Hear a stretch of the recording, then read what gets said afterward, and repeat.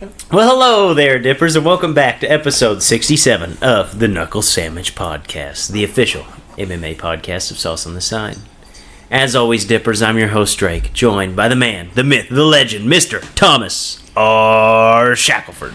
I wanted to hand out 2 awards just right off the bat. 2 pro sports awards. You know, a lot of athletes get a lot of shit today. The first one goes to Marshawn Lynch. Did you guys see his recent video? No, I saw a thumbnail for it, but I didn't see the video. He ran a kids' football camp, and apparently some moms were trying to rag on him because he made their kids cry. So they did this video. They did a video of him. They're like, all these kids up here said you told them to get the F out of here. And Marshawn Lynch is trying to walk up the stairs of the stadium he's at, and he's like, oh, shit, hold on now. So he can't hardly breathe, and these moms are getting on to him, and he basically just tells them, like, hey, your kids weren't doing the drills right. They weren't doing them how I told them. They weren't doing them with any hustle. I told them to get the hell out of my drill. And the mom's like, you know, in today's age, they got the camera in his face. Oh, yeah. And he's like, y'all got a man with you? Is there a man with you? And they're like, no, why does that matter? And he's just like, because a man would understand type thing. So I'm going to buy a Marshawn Lynch jersey just for that video. I'll have to send it to you guys. The other one you're going to have to help me out with, Leighton. There was a baseball fight the other day. Yes. I can't Reds remember and Pirates? Yes. Amir Garrett charged he gets a gold star. He gets an A for effort. He ran at the entire team swinging. He never made contact. None of those guys actually made contact with him either. But he had the balls to just go after everybody. The other person. That's because he's not a baseball player. He's an old school basketball player from the Big East. Okay, so he's actually. So that makes sense. Okay, so yes. that makes sense. New York. The other thing I noticed was hilarious about that video is his name Yasiel Puig. Yeah, he got just traded, comes barreling in out of nowhere, and it was like the parting of the Red Sea. No one even got near the guy. He just starts picking people up, slinging them off. I'm like, man, that dude just walks in, everybody leaves. They're like, oh shit, Yasiel's here, let's get the hell out. Best part about that was he got traded about 20 minutes before the fight happened. Did he really? He should have just went to the dugout and be like, I ain't on your team anymore. Please last stand. Did you notice the cop? I did not. He went any part of it. The video of the cop was just scared shit. Like, he was just like, dude, it was so funny. You couldn't tell if he was scared or he just like, hell yeah, I knew this was going to happen. He just kind of like moseys around, puts his back towards the fight, and is looking up at the stands. He's just like, I'm making sure the fans don't get involved. Yes. Honestly, he's probably like the worst situation ever, because he's been told, don't touch any player for anything. If they get hurt, we'll fucking, you're fired. Yes. What was it over? Because the guy was just on the mound talking to look like his coach and the catcher, and then all of a sudden he just takes it off. He did do a pump fake too. He like points at one guy to his right and then just keeps running and just goes for a crowd. So like over the past year and a half or 2 years. So first of all, the Pirates is This is a 2-year-old. So first of all, the Pirates just said openly. McCoy. Yeah, the Pirates just openly say that they'll throw at guys. Like they admitted to, yeah, we'll fuck you up. So the manager's a dickhead. Year and a half or 2 years now, so they're going back and forth, guys getting thrown at. And I think they already had one fight earlier this year. I think they play like another 9 times this year. I think if I knew a pitcher threw a ball at me, I'd kick the shit out of him. Oh, most of those pitchers are poo nannies. There's only 2 that I wouldn't fight: CC Sabathia and what's the other big fat guy? Pablo. Big sexy. No, not Pablo. You're thinking of Big Sexy. He hit a home run last year. Bartolo Colon. Those are the 2 men I wouldn't fight because I feel like they've been in rumbles before. Oh yeah, no. Leighton C and I actually have 2 different schools of thoughts on this. We talked about it on the Mothership show, but we both have different ideas to help this problem. So if you throw at a guy intentionally, my idea, I'll let Leighton pitch his in a second. My idea is you walk out to a circle that's between the home plate and home. So if like the on deck circle? Yes. If the pitcher comes out and meets the batter's offering to fight, then the worst the guy can do is take if he comes out and actually takes the fight, then if he loses the pitcher, the batter gets second base. If the pitcher wins, the guy is out. I love But if the batter goes out there to fight and the guy doesn't meet him to fight, automatically gets third. I love that. I would even say it's a home run. I'd just be like, go ahead and do just home run. Touch them all. Yeah, touch them all. What's What's your idea? process? Well, cross this board I here. think I like Leighton's better because this is kind of Yeah. cool. So if you are thrown out or get hit, or we can decide that part later, and you feel like it's intentional, you have the option of getting to second base. How to do that? Old school Oklahoma drill. You have imaginary lines that are on the edges of the pitcher's mound. You have to run through the pitcher. No, we need lines on there. We need lines. Oklahoma drill. Yellow chalk lines. In this world, there will be lines on the field already there for No, this. I have a better idea. You have to make it through him to get second. Hey, second base. A 2x4 on each side of the mound. Perfect. That the almost- third and first base coaches are in charge of having a 2x4 within reach for this event if it happens. It wouldn't be fair to most pitchers because most of them are some scraggly bastards. Like I said, Don't throw it, guys. The only throw it. scraggly bastard that would just smash you would be Nolan Ryan. You know, yeah. I bet Randy Johnson would whoop some ass too. But Bartello and CC would just dominate somebody on the Oklahoma. They'd do it old school. They'd grab their jersey with their hands and just the little flippers. I like the Oklahoma drill idea. Yeah, those are killer. Yeah. So yeah, here we are fixing baseball. Yeah, we could do it. So Dippers, we are going to break down the fight card that we just had. I don't want to talk a whole lot about it, otherwise I'll be fired up. Because Colby Covington obviously picked up the win. We'll talk about that fight, talk about the Clay Guida disappointment. And we're also going to talk about the fights this weekend. UFC on ESPN+. It's already the 14th card on ESPN+. So we'll talk about that. And Leighton C. also said that he has something fun to do before we break down any fights. So, before we get to any of this, Leighton C., producer, you know what to do. Welcome to the Knuckle Sammich Podcast with Thomas R. Shackelford, a sauce on the side production. All right, Leighton C. Go ahead. Lay the fun little thing on us. I know whenever I got here, you were studying pretty hard on some laptop, writing some stuff down. So what do you have for me? Alright, so Thomas, you're the official fighting expert of Talk on the Side. How many different fighting styles are there? Oh, like a bajillion? A bazillion. Okay, awesome, perfect. So, as you guys know, it's summertime, and people sometimes like to go do stuff, and sometimes animals attack people. So, I have animals here, and you have to tell me which fighting style you would use as self-defense against this animal. This is interesting. Alright, so, first animal. Where the hell did you come up with this? Were you watching when animals attack on Animal Planet before we came? No, I was watching my cats fight. I was like, huh, I wonder how... Leighton C's like, I'd probably just use a stomp technique on my house cats. So anyway, first animal. Imagine you're out on the outback in Africa, or the outback Australia, Africa. The Outback's in Australia. Okay, well, Outback. you're not in the outback. The steakhouse is in America. All right, well, you know what? You're just in Africa on the range, and then a lion sees you, and a lion thinks you're a gazelle, How'd I know this is going to be your first animal? There's no... but and it starts coming at you. no, there's no chance. I'll tell you. Fat, white, redneck hunter. You Yeah. sit up in a tree with a gun, because that's your only hope. You're either Steve Prefontaine or you hope one of those poachers or somebody's near to trash him. There's no fighting style on this planet. But which one would you use? Would you attempt to? I mean, you gotta fight to survive. Fat, redneck hunter. There is no scenario on this planet where a human beats any of the big cats or the big apes. You ever see Okay. those videos where... Probably even the medium-sized apes. So scratch medium to big-sized I don't have any of apes those. and big cats off. You ever see those videos that make you really mad whenever you see like a family of lions just like out walking in the middle of nowhere, or like an elephant, and then you just see some fat redneck walk from behind the camera and just plug them with a shotgun? That's what you That's need. the only fighting style you could ever use to win that fight. Give us some smaller animals. All right, so next animal. The house cat. Yeah.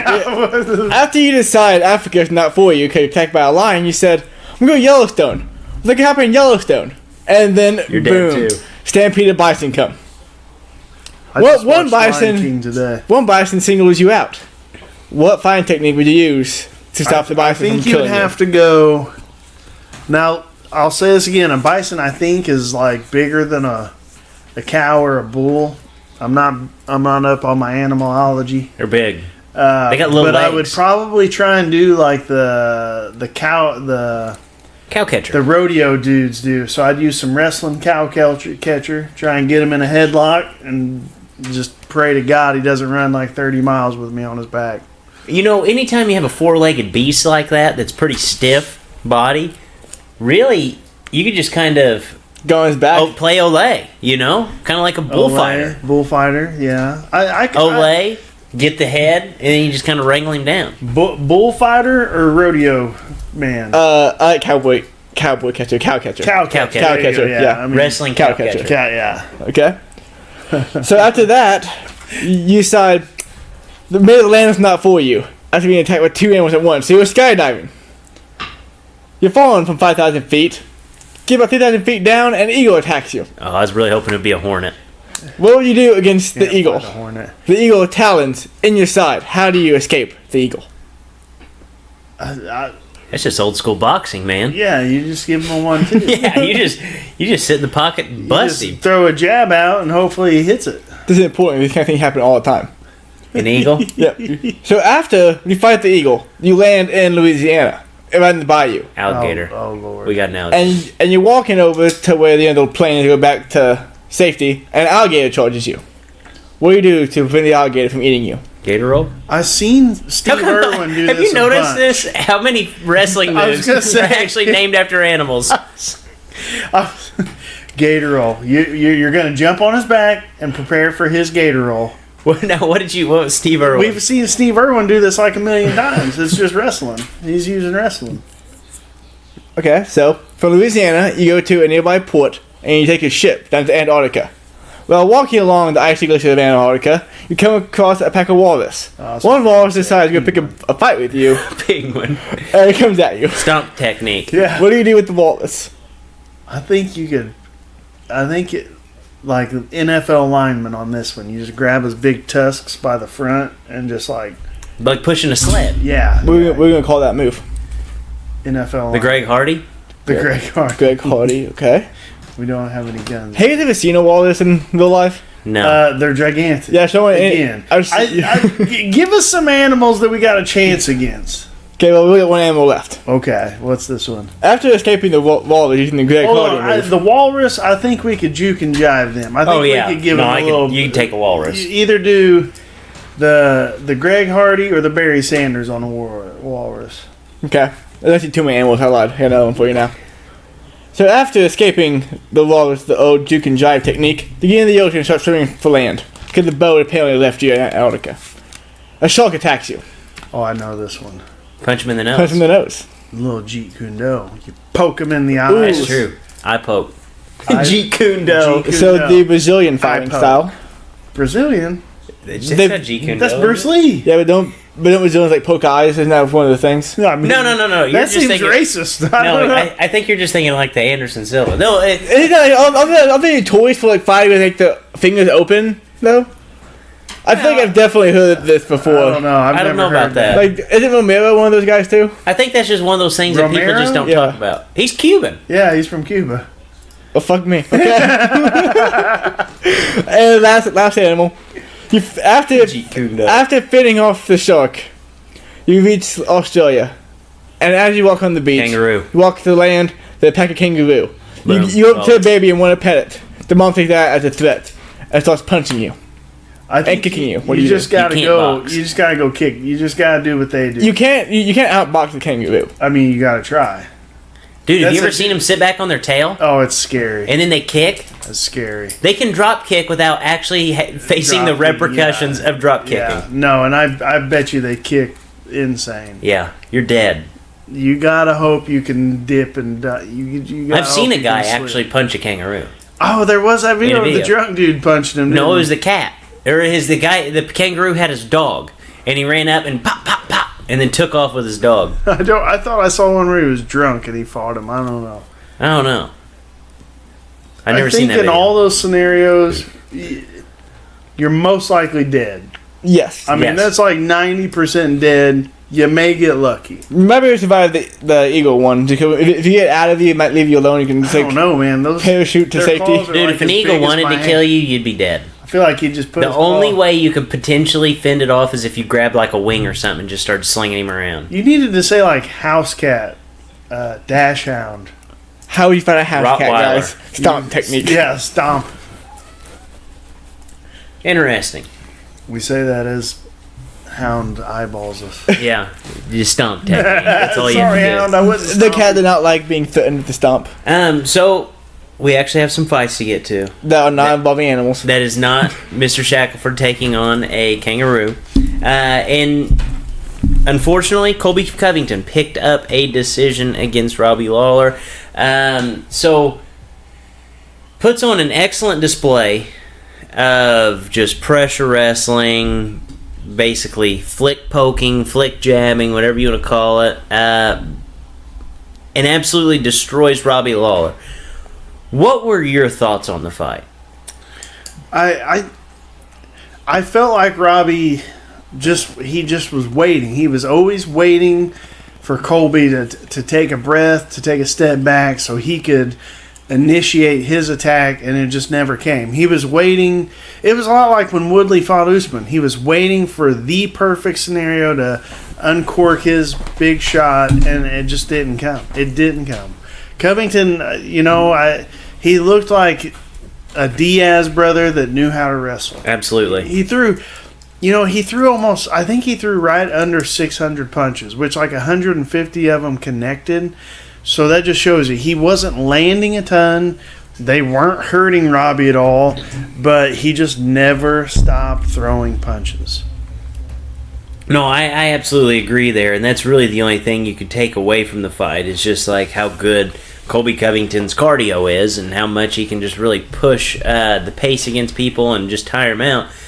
I really thought in the first two rounds, after the second round, I thought, all right, Robbie Lawler's going to win this fight. Colby did the amount of damage that he's going to do. I feel like he's kind of faded off towards the end of this round, and Robbie's just been basically rope-a-doping him, and that was completely not the case. I think he tried to do the rope-a-dope until he figured out, I'm more tired than he is. Yeah. Unfortunately. What did you think about Colby Covington's words after the fight? Talked about Matt Hughes and how Robbie needed to learn from his buddy Matt Hughes and get off the track when the train's coming through. I don't like it. I mean, obviously that's not a great situation for Hughes. He kind of put out a statement, said it didn't really bother him, It's just one of those, he's taken this I was a huge fan of pro wrestling. I probably would be now if I watched it again. I'd probably still be into it because I always thought it was hilarious. But in pro wrestling, you always have people you like and you don't like, and he just has one of those personalities. It's fake. It's one of those you know it's fake, and because I know how fake it is, I don't like it. Whereas like some, like The Undertaker. Forever we thought The Undertaker was the dead man. Yeah. So he was a cool dude. But then we turned into the weird biker guy that was just riding motorcycles in and wore MMA gloves. That just ended it. Like, to me, that's The Undertaker was just over at that point. Chael Sonnen, who is like one of Colby's mentors, he kind of was the first guy to do that pro wrestling gimmick, but the media and the internet and everything wasn't as open as it is now. So for the longest time, you just thought that was Chael Sonnen, that he was just the bad guy and just full, just saying this. So it worked for him. But like you can just see behind the curtain now so much easier. It's hard to get away with that. And it's already been done once to perfection by Chael Sonnen. So to watch somebody do it not as good, it's just ugly. He ruined an amazing performance. I wish they would have just taken the mic. Just been like, hey, the mic died. Sorry. Yeah. Like, Every time Colby fights, he doesn't get any mic time. They're just like, all right, we'll roll Colby out here. We'll roll him out. Dude, I have a new shtick for him. oh, God. Hannibal Lecter. So they throw the muzzle on his ass. They throw him out there to fight. They keep him on a cart. They take him back out of the cage, put him back on the cart, muzzle on. You never get to hear him say a word. We all love him. I could go for that. That's a better shtick, and people would, honest to God, gravitate to that more. For sure. Unfortunate. Next up, we have Jim Miller. Kind of gets rocked in the first 15 seconds of the fight. Ends up submitting our guy Clay Guida. We went 0-2 on the weekend. Yeah, what the hell happened? Bad. I think this was just bad timing. You know what? We were too hot. We were. This was the MMA gods throwing up a heat check here. Because, in the first 10 seconds, I thought this fight was over. Thought Clay Guida rocked him. Gonna finish it. Unfortunately, went in for the double leg. Right into Jim Miller's wheelhouse, which happens to be a guillotine. What more can you say? Not much. I mean, when we were breaking him down a little bit, my heart wanted to pick Miller, but I just didn't. Whenever it's a real close pick like that, it's almost always safer to go with the guy with the better wrestling, which we did, and it turned out to backfire. So Guida, he's not a guy. I'm trying to think off the top of my head how many guys have caught him in a guillotine. I know Oliveira did, but he's kind of a freak of nature with his arms and how he can wrap people up. Other than that, I cannot think of anybody that's just snagged just a basic guillotine on him and made him tap. And it clearly was on because it put him to sleep. And you don't see people go to sleep from a guillotine very often. We saw 3 people get put to sleep. Yeah, that's got to be a record. Yeah, kind of crazy, honestly. Dude, Herb Dean, I think he's in some trouble. He had a bad day. He's had a few bad days. He only reffed 2 of those, right? The one that was really bad to me was Shevchenko. Yes. She wrapped up her rear naked. The girl clearly was limp, flat on her face. For a second or two, he checks her arm. It's clearly limp, and then he kind of gives it another 3-4 seconds, checks the other arm, gives another 5. When I checked it, she was clearly asleep, I think at 240 or 340. He didn't stop it until whatever it was, 250, 350 type thing. So that girl sat there face down on the mat 10 seconds, out cold. With no, not just out cold, with no blood going to her head. No, that's the big thing. I texted this. Luke Thomas tried to razz me, he put a thing up. Luke Thomas messaged you back at you? No, just on Twitter, just on a comment. He put something like, "Oh, it's nice to see refs actually letting the fighter try and fight through the choke." And I was like, "I guess we're just letting people die here." And I put something like, somebody gonna die now. I kind of put a little timeline, and he fired back that's not at all accurate. So I just posted the video up, and I think on the little timeline I put checked her 3 seconds, checked her 5, and did it. And I think it rounded up to 12 seconds, the joking one that I put. But then when I watched the video, it was 10 seconds. So he didn't say anything after that. No, it was terrible, dude. A ton of people liked my tweet. So I remember whenever I feel like I bested Luke Thomas on that. Yeah. It may be the glory days of my Twitter, but I do jiu-jitsu. I've been doing it for a long time. It's not that hard to tell when somebody's asleep. No, and just watching the TV, you saw Shevchenko just effortlessly throw another hook in and really get on top of her and just start extending her. Yeah. And you're this chick's dead. Yeah. The Guida one happened quick. It was a great choke, happened quick, understandable. The other one even that was a pretty brutal one because it was just a high elbow guillotine, no arm in there, and the dude was tapping, but Herb was on the wrong side to see the tap. In my eyes, the other fighter should have let go. Clearly, they're gonna watch the video now. This isn't UFC 10 where the dude, one time Matt Lindland fought Murillo Bustamante, and I think he tapped him in an armbar, and then Lindland said he didn't tap. So then they just restarted the fight, and Bustamante tapped him again. This isn't then. They have replay now. So if a guy's like, hey, he clearly tapped me, just watch the replay, fight's over. Surely that guy's going to tell he tapped. The only bad thing is that once the fight goes to replay, the fight is over. Yeah, so they need to fix that. I mean, I guess that is an issue. That dude was clearly tapping and then got put to sleep. Yes. So, I have trouble with that in Little League Wrestling too. Back in the day when I helped out coach when I was first out of high school, or even when I was in high school, I never saw anybody get put to sleep. I never even thought about it. But now I'm older. I've done jiu-jitsu a little bit longer. I can't tell you how many kids I've seen with their eyes rolling back in their head, or like they're on the verge of going to sleep from a headlock. And I've had a couple of my own kids where I had to walk out there and I'm like, hey, he's going to sleep, and they're just like, oh, and I'm like, you don't even know what you're looking at here. Like, the 8-year-old is dead. Yes, when his arms limp, we probably need to pull him off there. So, yes. It is not that hard to tell when a body is lifeless. Yeah. And like you said, it's blood not going. It's not, and that's what they say. Well, it takes at least a minute to 2 minutes for oxygen not to your brain to cause damage. Well, true, but it's the blood that you got to worry about. When that blood backs up and pools and is not making it to your brain, you're in trouble. Yes, you're in trouble when it flows back in there. Interesting. I love it when you hear people that have like no medical experience, have no knowledge of the human body at all, and usually don't have any competitive experience either, or on Twitter like, oh, he can do this, he can do that. I'm like, dude, whatever you say, man. You say. If you heard the tone in Dominic Cruz's voice, like after the third person that got put to sleep, he was like, he was basically like trying to convince everybody like. Have you ever seen the meme where the fire is all around the dog and the dog just says, I'm fine? Yeah. That was Dominic Cruz. He's just like, now guys, they're fine. Okay, we have movement.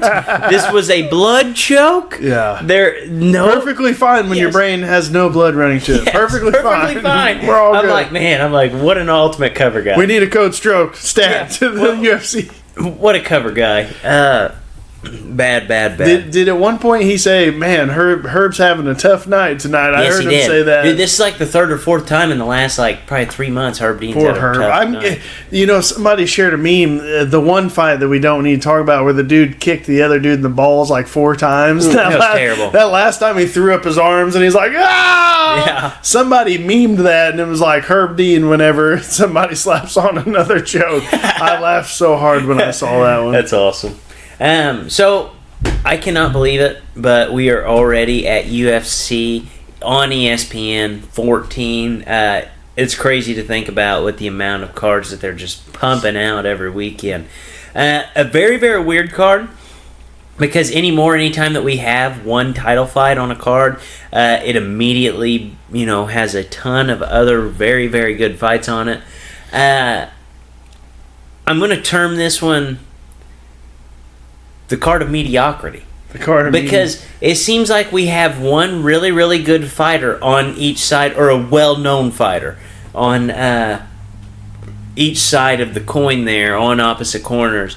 But rarely do we get a fight where there's 2 guys that we look at it and we say, all right, hell yeah, this is going to be a good fight. Yeah. So we'll start it off first with the headliner, Valentina Shevchenko. Opens as one of the biggest favorites I've seen this year. And she opens as a favorite to Liz Carmouche, who is the only girl to actually be able to finish her in a fight. I didn't know she finished her. Oh, yeah. See that. The only person to ever finish her. I'm almost positive. No, I believe you. I just didn't know.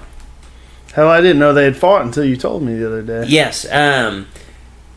Carmouche is a plus 650 dog. Shevchenko minus 110 favorite. Mr. Shackelford, what's the pick?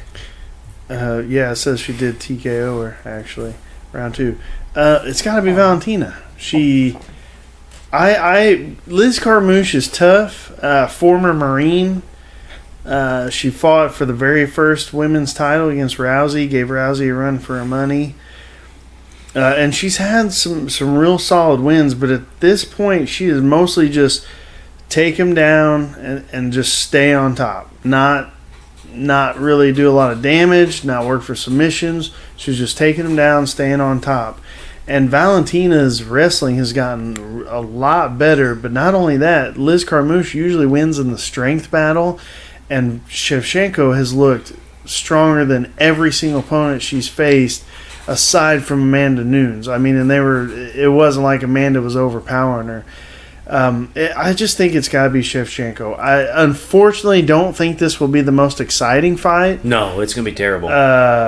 Because Valentina's a little bit more of a counter striker, and Carmouche is not going to look to strike at all. She's probably just 1-2, push her to the fence, try and get a takedown. So it's probably not going to be the most exciting fight ever, but I expect Valentina to probably get a 50-45, just pretty clear-cut unanimous decision. Yeah, I absolutely agree. I think the only time we're ever going to have like an interesting fight with Valentina at 125 would be like if you threw Henry Cejudo at her. Because none of the girls at 125 are even going to sniff this. And I might pick her. Yeah. Next up, we have Vincent Lukoy, who is a minus 225 dog, to Mike Perry, who is a plus 175. So whatever the main event will lack in excitement, the co-main event will pick up the scraps. Who do you think is going to win this fight? And actually, go ahead and predict what round this fight will end in, because I don't know if this is going to be a 3-rounder. You know, this Vincent Luque is insanely tough. He's got a 16-6-1 record, so not the most amazing record, but the last person he's lost to in, and let's see how far, 2015?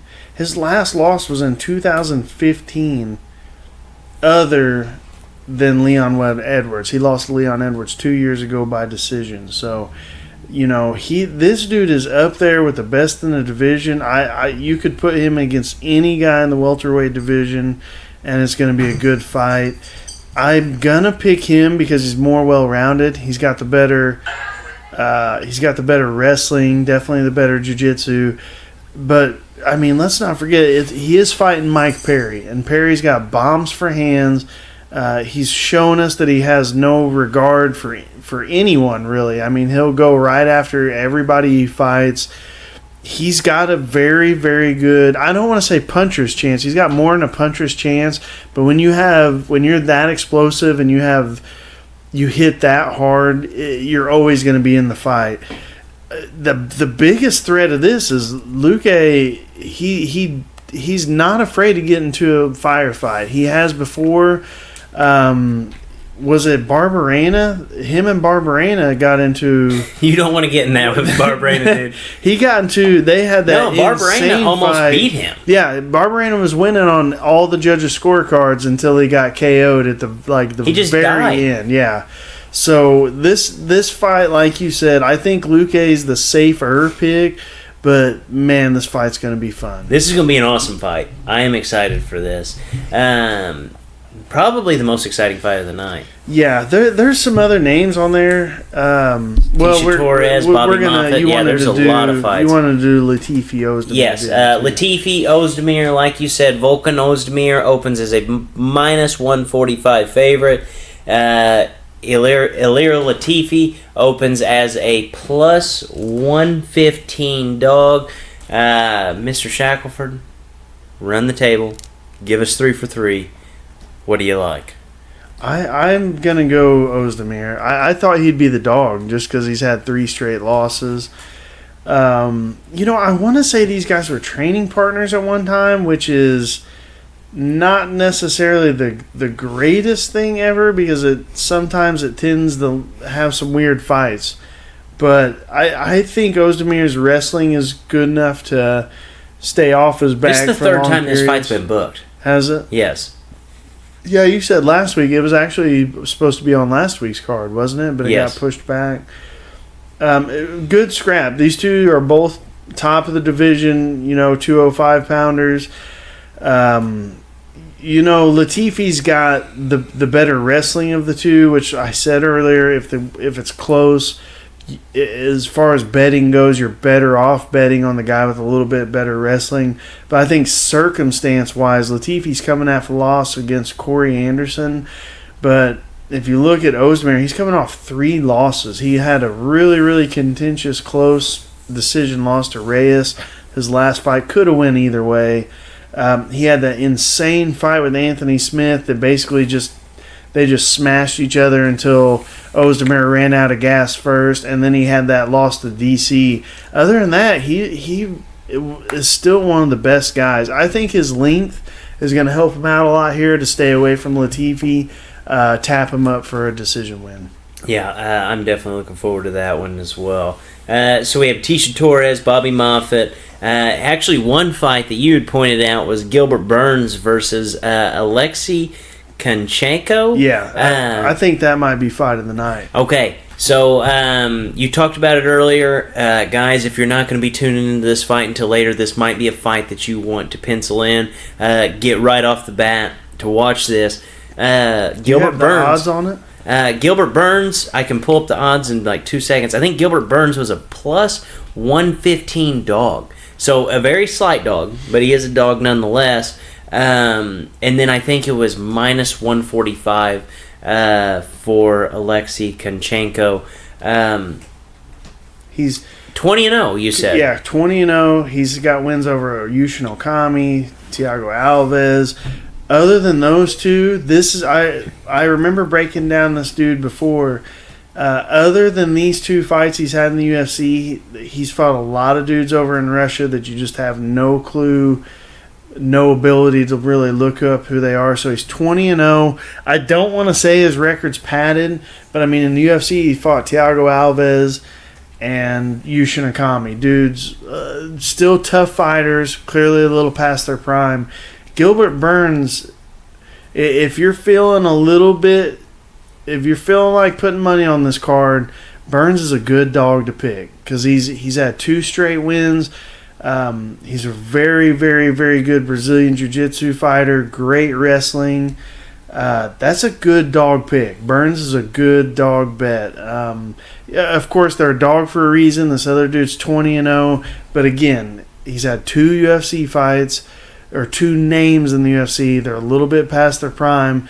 He might be a guy that they're trying to fluff a little bit to try and get some more wins on his record. But man, Burns is a tough go to try and fluff your record on. No, I absolutely agree, especially with the win over OAM recently, especially how good OAM looked just the other night. So I actually like that. I really hope Gilbert Burns wins. I like watching him fight. Yeah, he's a very good fighter. Any other fights on the bottom of the card, the bottom of the bill that you see that really people need to be paying attention to? You talked about Tisha Torres is on here. She's fighting Mariana Rodriguez. I'm not very familiar with her off the top of my head. Tisha's a slight favorite in that. And that girl's 11-0, so she's got 1 tie with Ronda Marcos. That's weird. That could be a fight to look out That's for weird in that that they're division. putting so many undefeated fighters on the same card. I know, and a lot of them are these like South American. That's a Brazilian fighter. You said Poliana Viana, which she's had 2 losses, but she's opening the card. A lot of fighters that aren't big on names, that you won't recognize their names, but there's a lot of tough fighters. Here's another Oscar Piachota. He's 11-1. Man, a lot of tough fighters on here. Kind of one of those cards that it's got a touch early of a start time. What like time does you it said, start? 4. 4. Prelim start at 4. Little bit early of a start time, but overall pretty solid card. And Shevchenko, she's one of my favorite fighters to watch, so I'll always tune in to watch her. Yeah, prelim start at 4, main card at 7, so about 2 hours early. Okay. So any other news and notes around the MMA world that we need to discuss before wrapping this bad boy up? We missed a couple fights last week. I did not realize, again, I have the ONE FC app. Demetrius Johnson fought last week, got a close win, so he's now in the finals of their flyweight tournament. and Eddie Alvarez had to come back. Like dude smashed him with a huge punch and a leg kick, put him down. He got a nice old school jiu-jitsu sweep, got on top, took the back, got a choke. But again, they're having a tough time over there in Warren. Yeah. We talked about it a little bit. Some friends of mine, we talked about how one had changed their weigh-in policy and how they had really figured it out. Well, now that we physically see Mighty Mouse and Eddie Alvarez, guys that we know are usually bigger guys in their weight classes in the UFC, they're smaller. They are by far smaller than these guys. So now details are coming out that maybe they don't even do weigh-ins, that they may just be call-in weigh-ins type things. That would be the greatest thing I've ever seen, is if a prize fighting championship actually just used the honor system for weigh-ins. We need to sign up, Mr. Shackelford. I think we can both run the table at 125 over there. There's not a 125er out there that's going to out-wrestle me. I'll tell you that right now. No. I will squish those little shits. I don't care who they are. And you've said it before. You can take one hell of an ass whooping. So, rope a lion. Yes. Yeah. Anything else before we wrap this show up? No, sir. Okay, hopefully we go 3-0 this weekend. Actually, I'm going to put the Shackelford stamp of approval that we will go 3-0 this weekend. Bet all of your money. Bet big, win big. Scared money don't make no money. And on that note, for Drake, for Leighton, for Mr. Shackelford, Dippers, as always, stay saucy.